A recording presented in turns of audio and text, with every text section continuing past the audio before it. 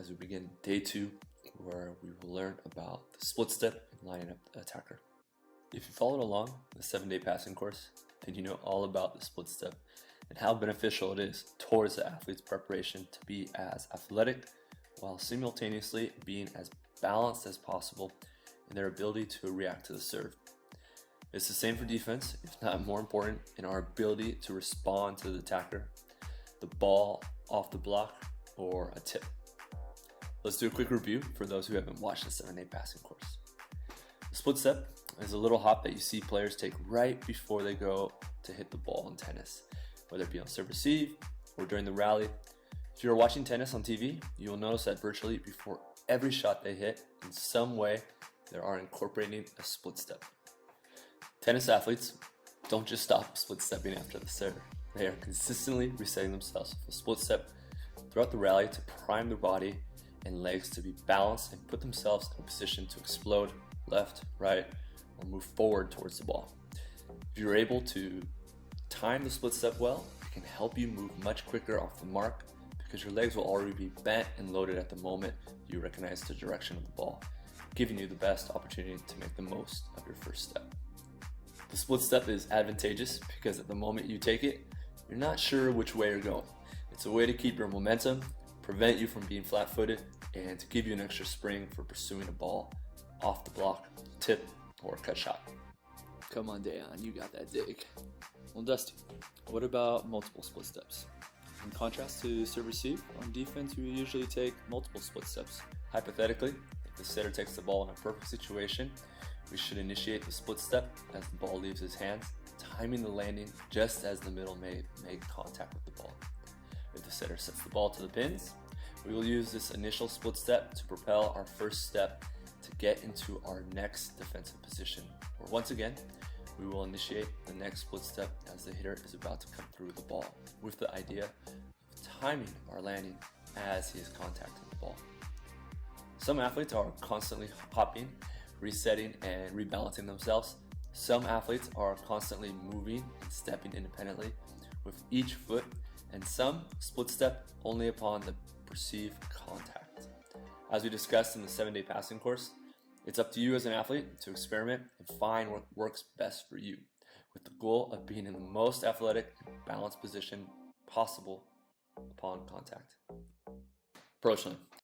We want to put ourselves in a situation of a hitter, especially with their line of approach and where their body, hips, and shoulders are facing. This line will give them the max ability to torque and put the most heat on the ball. This goes without saying that there are a lot of different touches a hitter can put on the ball, whether they chop a ball across their shoulder, sharp wrist away, outside their body, or they may decide to go off an off-speed shot or tip. There are so many outcomes for the attacker to choose, but we want to play the odds and put ourselves in the approach line, setting ourselves up in a position to body up their most powerful attack in our midline, just as a basketball defender lines up to take a charge against an offensive player driving for a layup. If they decide to use their wrist or shoulder to put an extra touch or finesse on the ball, we will already be one step ahead of them, using our split step to be balanced and ready to react to any contortion of the ball and attacks with less power on them. Let's talk about space. Again, we want to play the odds. We can't be everywhere and we can't dig everything, but we can use clues and space to our advantage in shutting down corners and areas of the court. By being conscious of these clues, we can condense the court with our vision and our ability to play team defense, effectively ruling off areas of the court where the opposing team can't attack. The easiest example is when a ball is set wide to the pins. As a wing defender, if we are able to be quick and realize that the hitter is now outside the pin, we can adjust and move into the court using the pin as a blocker, knowing if he hits outside the pin, it will automatically be our point. Another example is digging it quick as a wing digger. We can play off the shoulder of our middle blocker, allowing our middle back to roam, play for touches, and the occasional ball that field goals our middle blocker. Where team defense comes in is our communication and trust with our middle blocker for balls set to the pin when they aren't able to close. We must know beforehand whether they will reach and attempt to close the seam. The wing digger will stay and wait in the edge of the blocker. Without this communication, We are playing with an ambiguous sense on defense, and at times, two players, the blocker and defender, are covering the same space of court, expanding the area the attacker can hit rather than narrowing it off. The better the block, the looser we are.